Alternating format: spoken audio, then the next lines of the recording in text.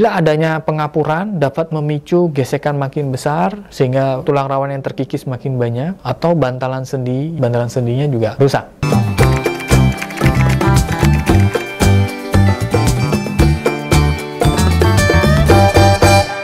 Osteoartritis itu merupakan peradangan pada sendi yang disebabkan adanya pembengkakan, kemudian disertai penyempitan dari celah sendi, kemudian adanya pengapuran di daerah tersebut, dan juga adalah rusaknya bagian dari tulang rawan. Jadi antara tulang itu berhubungan dengan kita sebut sendi. Nah, tulang ini tidak langsung bertemu dengan tulang, tapi melainkan ada tulang rawan atau kita sebut dengan cartilage. Kemudian baru kadang beberapa sendi terdapat juga bantalan antar tulang rawan itu tersebut, kemudian dibungkus oleh sebuah kapsul namanya kapsul sendi. Kemudian pada sendi tersebut terjadi gesekan satu sama lain sehingga tulang rawannya mengalami kerusakan atau penipisan.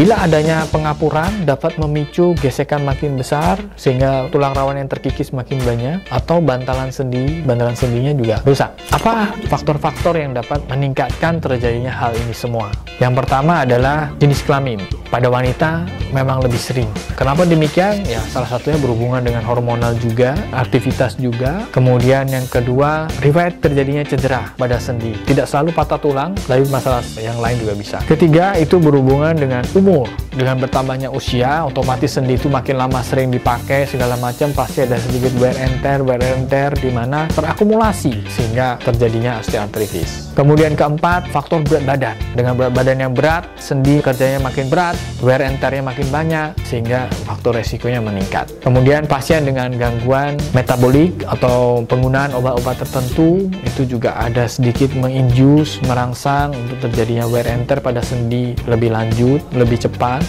Kemudian faktor genetik tetap ada, dan repeated stress, jadi stres yang berulang dan stres atau tekanan yang besar yang sering ada pada lutut atau pada sendi-sendi lain itu bisa juga memicu karena wear and tear-nya lebih banyak.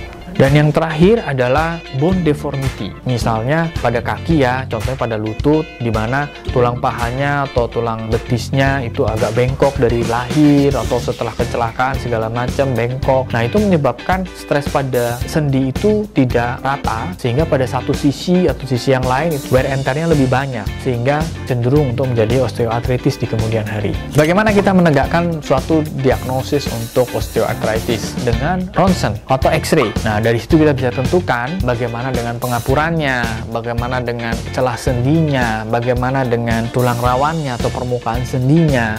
Nah, dari situ kita bisa menegakkan sebuah diagnosis osteoartritis. Osteoartritis ada grade-grade-nya, di mana kita bisa lihat grade itu tadi dengan pemeriksaan ronsen atau X-ray, di mana grade 1 itu paling ringan, grade 2 itu mungkin sudah ada satu paling tidak tanda gejala dari yang saya sebutkan tadi, kemudian grade 3 itu 2, grade 4 itu sudah lebih lanjut dan biasanya dengan disertai adanya deformitas. Apa tuh deformitas? Jadi kelihatan bengkok, kelihatan bentuk yang tidak normal dari sendi tersebut. Bagaimana kita mengatasinya? Satu, mengubah aktivitas kita. Contoh, fokus kita utama sekarang di sendi lutut, osteoartritis sendi lutut, berarti aktivitas yang loncat, lari, jongkok, naik turun tangga, berat badan naik, atau berat badannya memang sudah berlebih, itu no. Tentunya naik turun tangga mungkin kita bisa kurangin lah. Yang sebelumnya biasanya naik turun tangganya 20 kali, 10 kali, mungkin dikurangin jadi entah 5 kali, entah 3 kali, atau sebisanya. Yang kedua, kita kuatkan otot-otot di sekitar lutut kita, otot paha, otot betis kita kuatkan. Dengan otot yang kuat itu akan membantu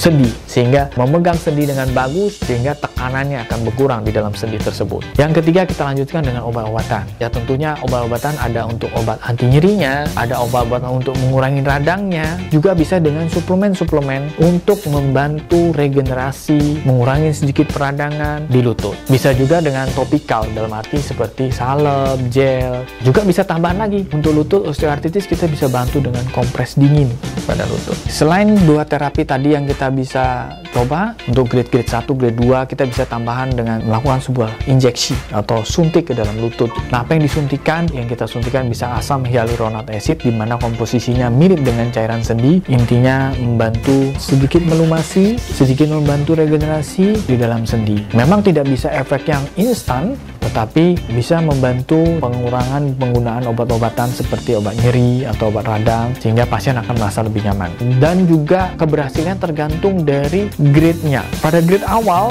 hasilnya akan baik, pada grade-grade yang lebih lanjut tentunya hasilnya tidak begitu baik. Apa yang bisa kita lakukan bila nyeri berlangsung terus dan grade-grade-nya sudah lanjut? Tentunya adalah dengan operasi. Di operasi itu ada beberapa macam, bisa operasi hanya untuk membantu mengurangi nyeri, atau operasi dengan teropong untuk membersihkan di daerah lututnya, bisa mengurangi rasa nyeri, tapi tergantung dari grade-nya. Kadang kalau grade-grade yang tengah-tengah hasilnya bisa sangat bagus, kadang-kadang juga tidak bisa. Kemudian yang lebih lanjut bisa juga dengan operasi penggantian sendi. Dan sebenarnya ada beberapa option lagi, Anda bisa konsultasikan lebih detailnya ke dokter ortopedi Anda. Tidak usah takut untuk operasi, terutama misalnya operasi penggantian sendi. Tingkat keberhasilannya bisa dikatakan bagus bila sesuai dengan indikasi yang tepat. Kapan kita harus pertimbangkan itu? Konsultasikan dengan dokter Anda. Itu pembahasan kita semua hari ini. Ada pertanyaan, komen, silahkan disampaikan di bawah. Jangan lupa subscribe, like, dan share video ini. Sampai jumpa lagi Healthy People. Keep healthy and happy.